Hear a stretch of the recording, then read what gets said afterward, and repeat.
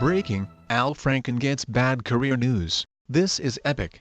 Al Franken DMN is the latest person to get caught up in allegations of sexual misconduct. His party is responding, and they are not happy with the shameful senator. Leading up to the weekend, Democrats were clamoring that Al Franken needs to step down due to claims from Leeann Tweeden that he sexually assaulted and harassed her. As a result of the claim, progressives are telling Franken that he needs to step down. Democrats went as far as to find a replacement for Franken in Minnesota Democrat, Rep. Keith Ellison, according to the Washington Times. The Democrats sprung into action Thursday and called for Franken to resign after Tweeden released a suggestive photo that taken of her while she was asleep. In the photo, Franken is staring into the camera with a creepy grin, and is mimicking the action of groping Tweeden breasts, all while she slept on the way home from a 2006 USO tour. Franken must go. "We do not tolerate those who abuse their power," said Justice Democrats PAC Executive Director Saikat Chakrabarty in an official statement. Representative Keith Ellison has a proven track record of integrity and fighting for progressive principles. Ellison has a record that the Democrats are in love with,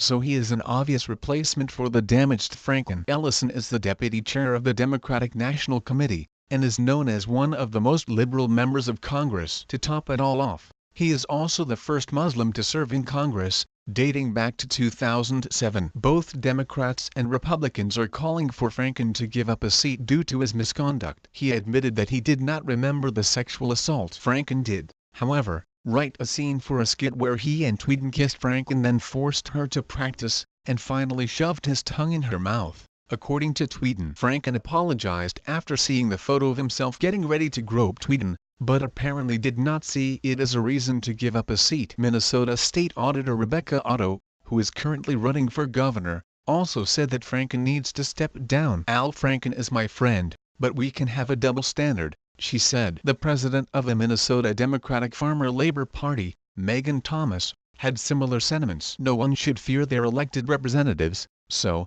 sadly, for me, I think the senator should resign," Thomas said on Facebook. National leaders in the Democrat Party such as Sen. Elizabeth Warren of Massachusetts and Patty Murray of Washington both said that Franken's behavior was unacceptable, but never directly called for him to resign from his position. If Franken does step down, and it is looking likely, he will be replaced by Minnesota Governor Mark Dayton. He would take Franken's spot on an interim basis until the 2018 election, according to the National Conference of State Legislatures. The double standard expected by Democrats has been blown out of the water. Even feminist groups are calling for Franken to step aside for committing such disgusting acts to a woman.